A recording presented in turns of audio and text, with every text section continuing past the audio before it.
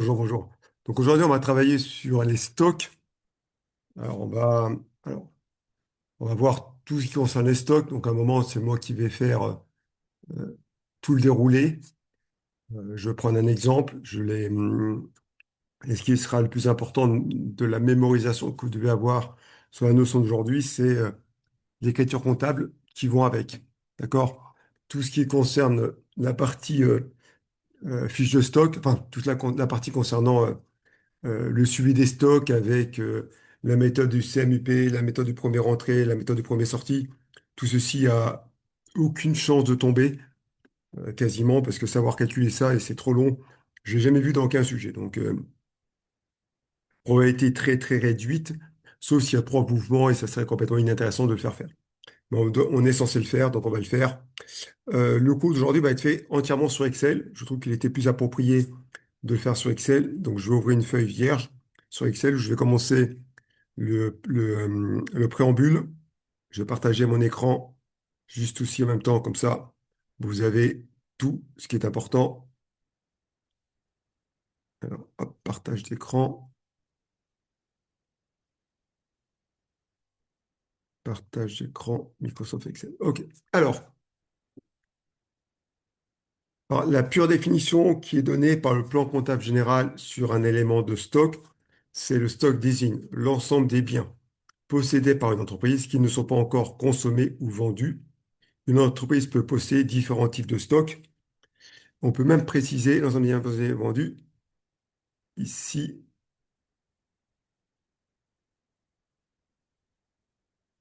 qui devront être consommés ou vendus au cours de l'exercice suivant.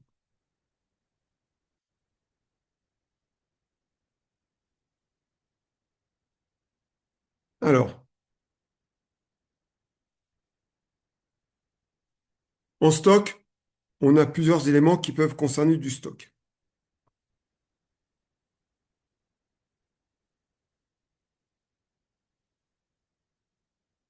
Alors, soit on a du stock acheté, soit on a du stock produit.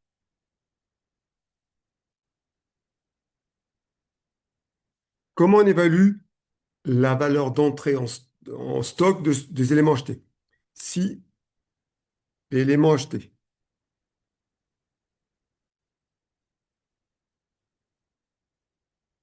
est acheté, alors on prend le coût d'achat.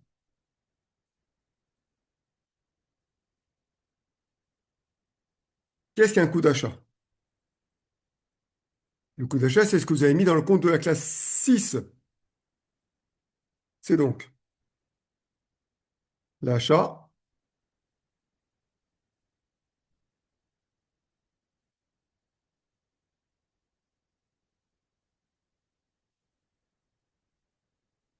moins les rabais, les remises et les ristournes, plus les droits de douane, plus les charges que l'on peut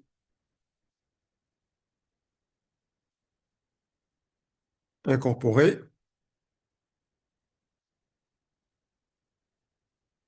entre parenthèses, le transport, etc. Je rappelle que pour les frais annexes, on a trois façons de le comptabiliser.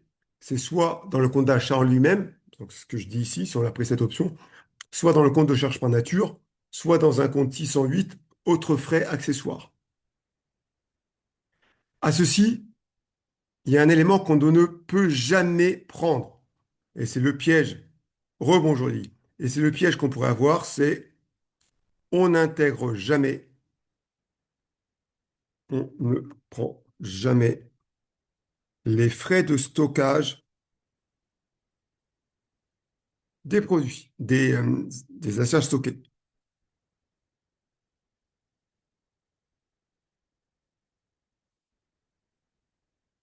On peut avoir aussi les éléments produits. si la production, si le stock concerne des produits finis ou des produits réalisés. Parce qu'il peut y avoir des travaux et autres, notamment une notion de compta à pro sur des productions immobilisées, non, pardon, excusez-moi, sur des travaux en cours, pour des contrats à long terme. Si les stocks concernent des produits stockés, alors on calculera de la même façon que les immobilisations produites par soi-même, produites pour soi-même,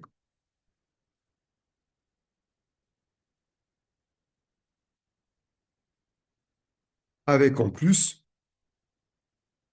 les éventuels frais de stockage des matières premières nécessaires.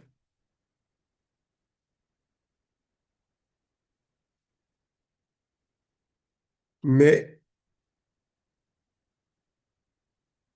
on ne tient pas compte, on ne peut pas prendre en compte les frais de stockage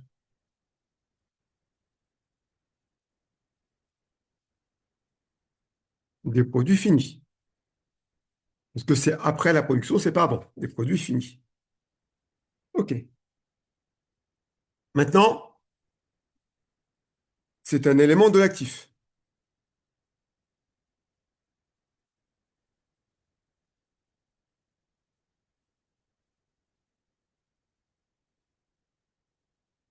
On comptabilise un stock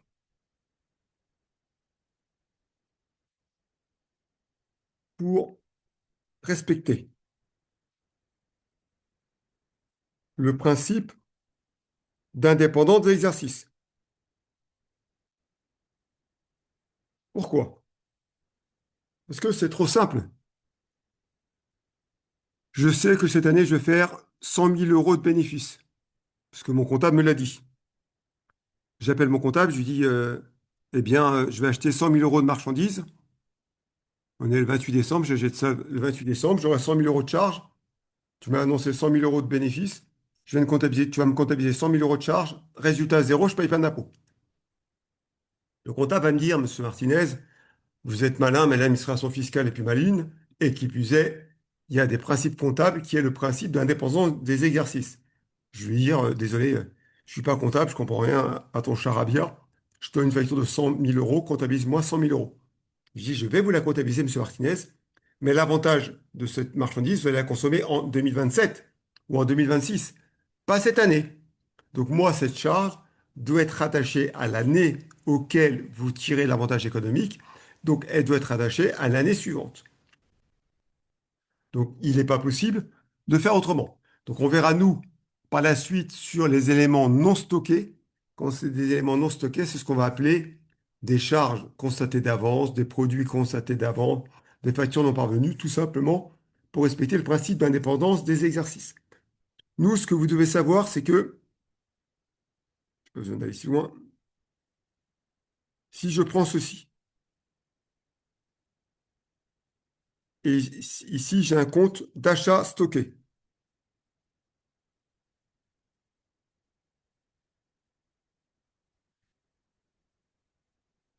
Achat stocké, ça commence par 60, automatiquement.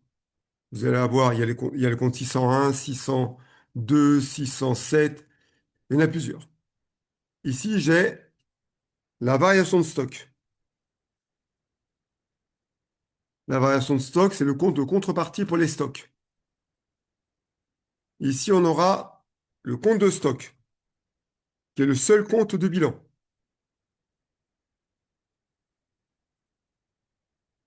Et après, on aura la dépréciation des stocks. Et on verra à quoi correspond une dépréciation des stocks. Le principe, il est relativement simple. Je parle bien pour les comptes d'achat stockés. hop, je vais faire ça un petit tableau pour que ce soit compréhensible rapidement et qu'on n'ait pas besoin de passer, que vous n'ayez pas besoin de passer trop de temps à regarder votre plan comptable. Le principe est le suivant. On va acheter un compte, on va acheter une charge qui va aller dans le compte 60. Le compte de variation de stock, comme le stock est le chiffre 3, on met le 3 en troisième position. Donc ça va faire le compte 603 et on suit le compte que j'avais. Le compte de stock en lui-même, on va garder la racine de ce que j'avais. Ben, je vais garder le compte de stock qui est juste à côté. Donc je vais prendre le 3 et la racine qui est allée. Et le compte dépréciation des stocks, comme la perte de valeur peut être irréversible, c'est pas un compte 38, c'est un compte 39, dépréciation des stocks. C'est-à-dire que si moi j'achète une matière première 601, j'aurai ici le compte 6031, j'aurai ici le compte 31 et j'aurai ici le compte 391. Si j'achète un compte 60226, qui est un compte de stock d'emballage, j'aurai ici le compte 603 226, j'aurai ici le compte 3 de 6 et j'aurai le compte 39 226. Si vous regardez votre plan comptable, vous allez me dire, Monsieur Martinez, il n'y a pas tous ces comptes partout. Oui, c'est vrai. Mais c'est marqué racine, ramener à la racine des comptes. On vous dit auquel il faut se rattacher. Donc ici, pour terminer 607, j'aurai le compte 637, j'aurai le compte 37 et 397. Il y a encore un autre principe comptable qu'on doit respecter lorsqu'on est dans les stocks. C'est le principe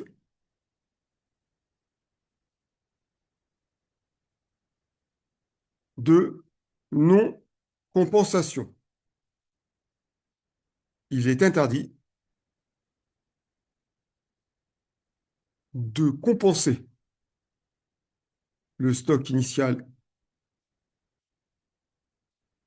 avec le stock de fin et de ne comptabiliser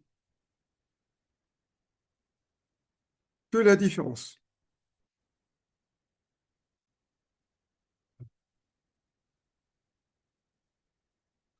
Alors, avant tout, avant de comptabiliser l'existence d'un stock, on doit annuler les stocks. Alors, comment faire ça ici?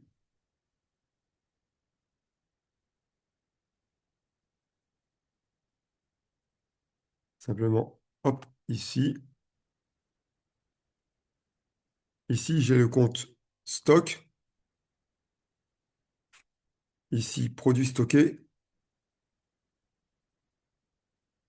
Ici, dépréciation.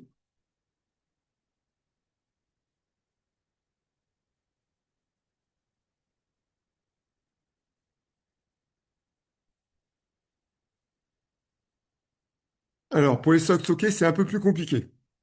Donc, je vous recommande de commencer par la classe 3 et de rester dans la classe 3. Dans la classe 3, un des premiers que vous avez dans les produits stockés, c'est qui commence par 33. Donc, vous avez 33.1 qui est production en cours. Vous avez normalement le 33.5 pour les travaux. Après, il peut y avoir différents types de travaux. Vous avez le compte 341 et le compte 345. Je n'ai jamais vu d'autres comptes utilisés que ceci. Ici, le principe, c'est de rajouter 71 devant. 60 pour les comptes stockés achetés, 71 pour les variations de stock. Donc ici, ça va être 71 331, 71 335, 71 341 et 71 345. Évidemment, les sous-comptes peuvent être beaucoup plus longs. Et pour la dépréciation, le chiffre 9 en troisième position, en deuxième position, 39-31, 39-35, 39-41 et 39-45. Donc, la première écriture comptable à l'inventaire qu'on doit passer, c'est annulation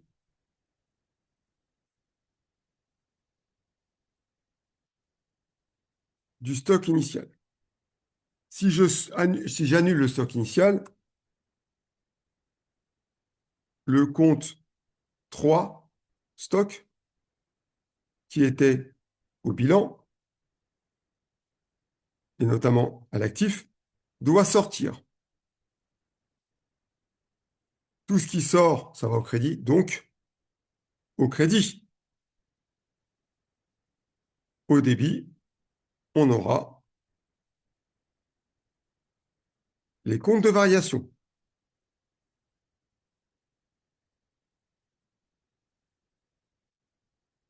Donc on aura ceci.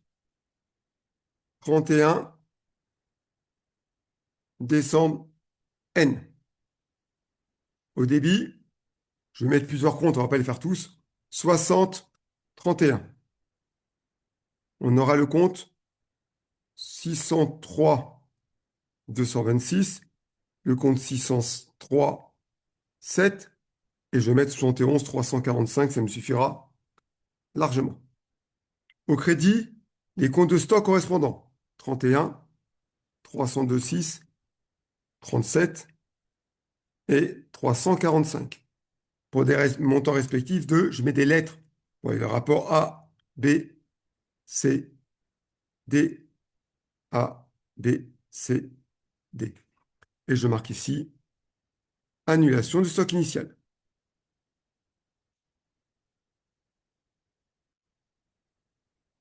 Donc, qui est le stock de fin de l'an dernier, pardon.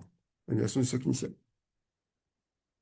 Après, je comptabilise le stock de fin. À la même date,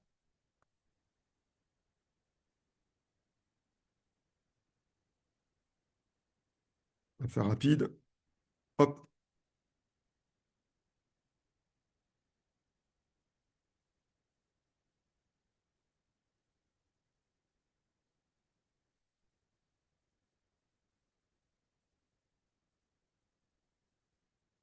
Alors, c'était E, F, E, F, G, H, E, F, G, H. Alors,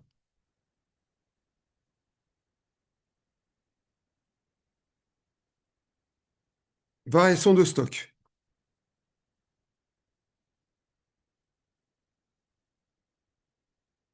Conséquence, deux petits points, conséquence sur le résultat.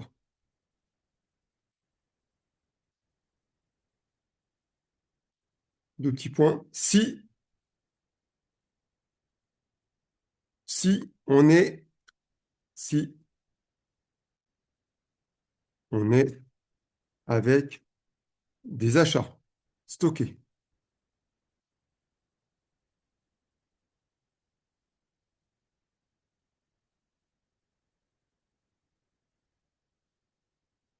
Si le stock initial est inférieur au stock initial, au stock final,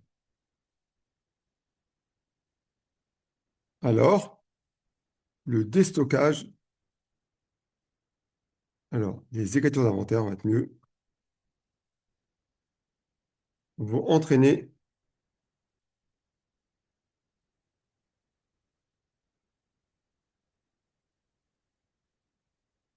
alors si le stock initial est inférieur au stock de fin, va entraîner une baisse du résultat.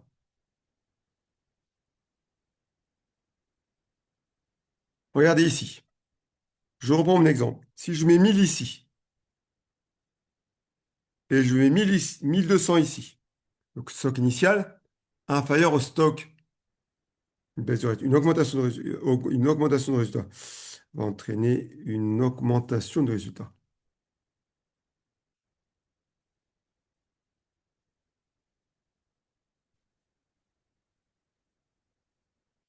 Alors, je reprends mon exemple. J'avais initialement 1000. Je mets 1000 au débit. Donc, j'augmente mes charges. J'ai 1200 maintenant. Je diminue mes charges de 1200. Globalement, j'ai diminué mes charges de 200. Si j'ai diminué mes charges de 200, j'ai augmenté mon résultat. Êtes-vous d'accord avec ce raisonnement? Oui. OK. Oui, oui. On reprend la même phrase, on inverse les mots.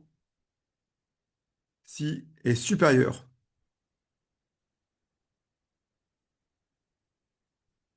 L'examen pour vous demander les conséquences d'une variation. Est supérieur, évidemment, on a le contraire. Alors, on a une diminution du résultat.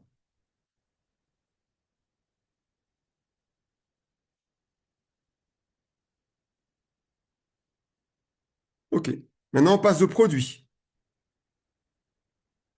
Si l'élément stocké, si en stock, on a un produit.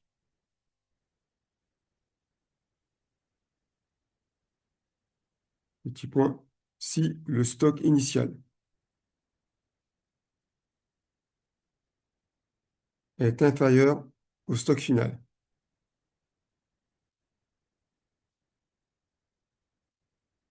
alors on a une augmentation du résultat.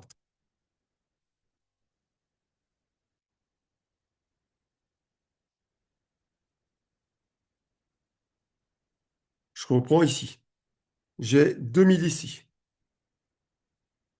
J'ai 2400 ici. Premièrement, je suis venu réduire mes produits de 2000. J'ai moins 2000 en produits. Après, j'ai été rajouté 2000 en produits, donc au crédit. Ça fait plus 400. Même conclusion qu'au-dessus. Si le stock final est toujours supérieur au stock initial, la conséquence est toujours la même.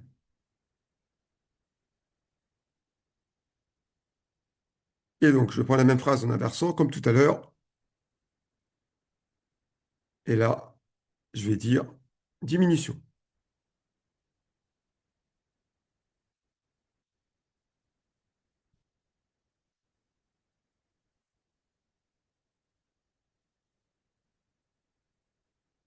OK. On va maintenant passer à cette première écriture, ces premières écritures comptables, et après, on va aller tout doucement. La société Alpha vous communique les éléments suivants.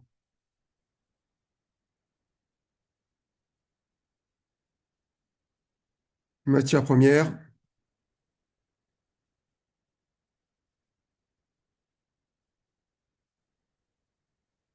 marchandises, euh, stock en cours, non, emballage stocké,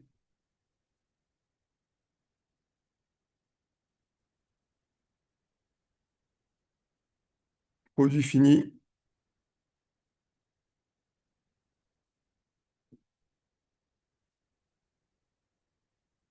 et, travaux en stock.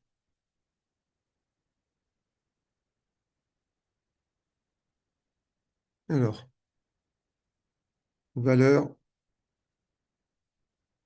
31 décembre 2024.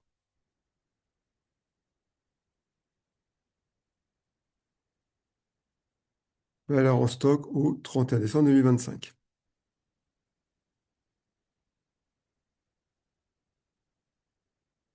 Ici, j'ai 12 000. Ici, j'ai 8 000. Ici, j'ai 23 000.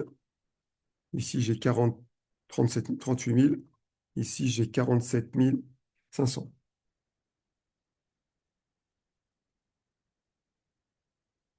Ici, j'ai 9 000. Ici, j'ai 11 000. Ici, j'ai 23 000. Ici, j'ai 32 000. Ici, j'ai 52 800. Donc, ça veut dire que ce qui est en rouge ici, c'est mon stock initial. Et ce qui est en vert ici, c'est mon stock de fin. Ce qui était initial aujourd'hui était fin de la période d'avant. On y va sur les écritures comptables, que je vais faire juste à côté. Donc 31 décembre de l'année 2025. Alors, l'annulation des stocks initiaux peut se faire à n'importe quelle date entre le 1er janvier 2025 et le 31 décembre 2025. Dans la pratique, chacun fait ce qu'il veut. Alors, dans un ancien temps que vous n'avez pas pu connaître, on gardait des feuillets et quand on extournait, c'est-à-dire qu'on annulait les écritures d'inventaire, on les faisait au 31 décembre. Comme ça, on savait celles qu'on devait repasser pour respecter le principe d'indépendance des exercices. Alors,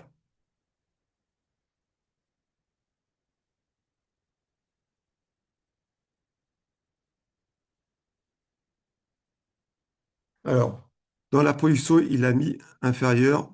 Ah, ok. Je n'ai pas modifié. C'est supérieur ici.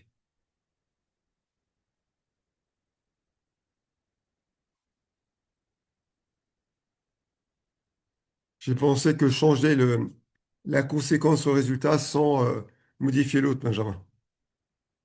C'est bon? Ok, ok, vous avez bien fait d'intervenir. Je n'ai pas fait attention à cette partie-là. On va passer le journal.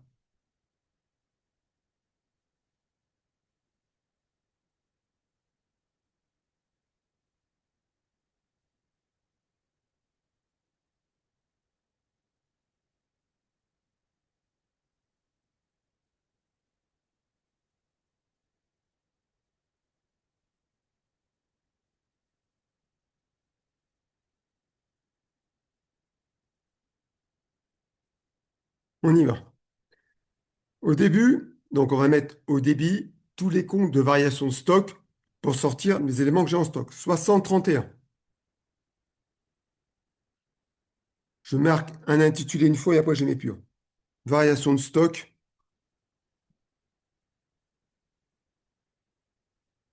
les matières premières. Pour le montant que j'avais en stock avant, c'est-à-dire 12 000 euros. Je fais la même chose pour ma marchandise. 60-37. Variation de stock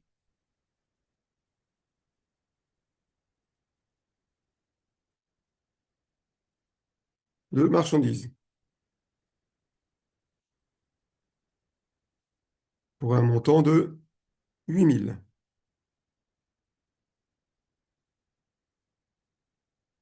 Après, le compte emballage, c'est le compte 603-226.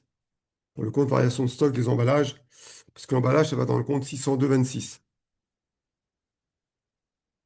Il y a un 6 en trop. Il y a un 6 en trop ici. 602, 602-6, je crois. 602-6, 60-26. OK. Variation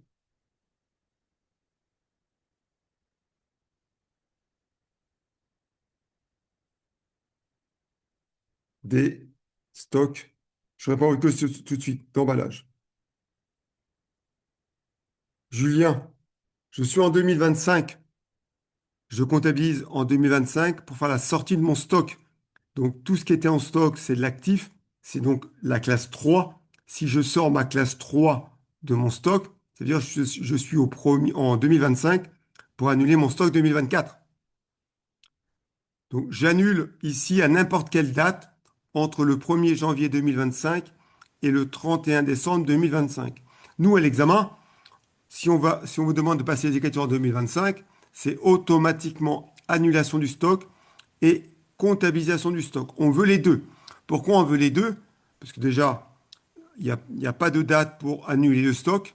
Il doit être annulé au cours de l'exercice N+1 quand je veux. Donc pour 2024, je l'annule quand je veux entre le 1er janvier 2025 et le 31 décembre 2025, premièrement. Deuxièmement, on vous le fait faire en 2025 pour essayer d'éliminer les candidats, pour ceux qui vont compenser stock initial et stock final. Donc c'est la raison pour laquelle la question serait comptabiliser toutes les écritures liées au stock en 2025. Et quand vous dites toutes les écritures, ok, ok, pas de souci. Après, pour le stock de produits finis, vous êtes dans les comptes de la classe 3. Quand vous êtes dans les comptes de la classe 3, les produits finis, c'est les comptes 331 produits en cours. Donc 331 produits en cours. Non, 355, pardon. Stock de produits finis. pour un montant de 38 000 euros. Et pour finir, le compte de travaux en stock, qui est le compte 335, stock de travaux. La contrepartie, ça va être la sortie des stocks, 31, 37, 326, 355 et 335. Stock de matières premières. Monsieur, vous m'entendez? Je vous entends. Au débit, j'aurais pas mis le Oui, oui, oui, 355. c'est bon, c'est bon. 71 devant. Il manque à chaque fois. Ah, merci. Parce qu'en réalité, j'ai été chercher dans mon plan comptable et j'ai oublié de le mettre bien. Mais libellé, bon. Stock d'emballage. Stock de produits finis.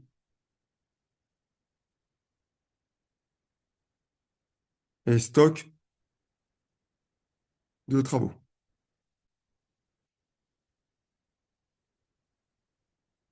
Ici, il manque le mot variation devant. Variation de stock de produits finis et variation de stock de travaux. Et ce, pour les mêmes montants.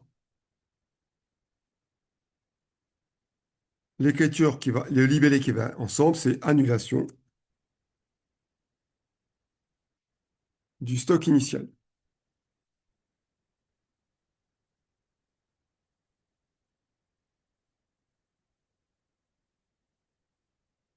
Je passe maintenant l'écriture suivante en tenant compte de mon stock de fin.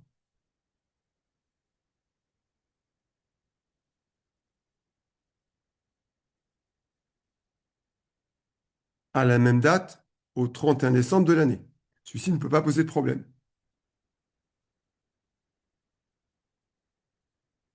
Donc on y va, 31 décembre de l'année.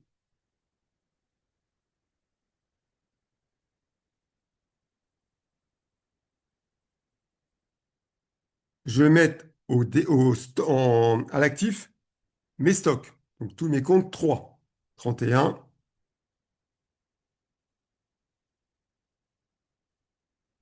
37, 326, 355 et 335 pour stock de matières premières et les autres comptes de stock. Là, je le comptabilise sur le montant existant au 31 décembre de l'année 2025, c'est-à-dire 9 000 euros et les valeurs successives. Je comptabilise au crédit le compte variation de stock, qui sont les comptes de contrepartie de mes comptes de stock. Je vous rappelle qu'on ne peut pas compenser l'un et l'autre. Et ici, pour les montants respectifs.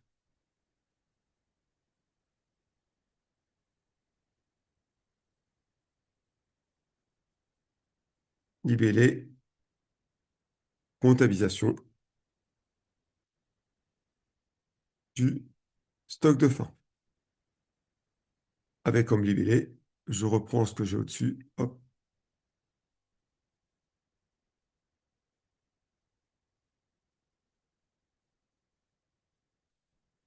Ça vous convient? Oui. Alors, maintenant,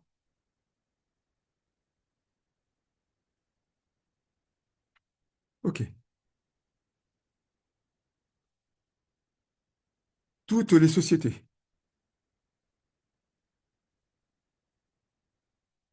ayant des éléments stockés doivent faire un inventaire dans les 3 mois suivant la date de clôture des comptes.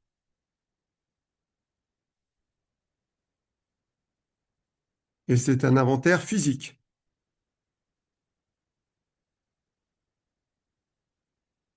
pour savoir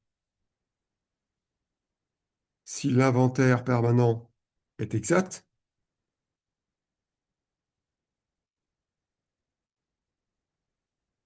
et pour savoir s'il existe des pertes, des vols ou autres. Le but est que la comptabilité générale, que la comptabilité donne l'image la plus fidèle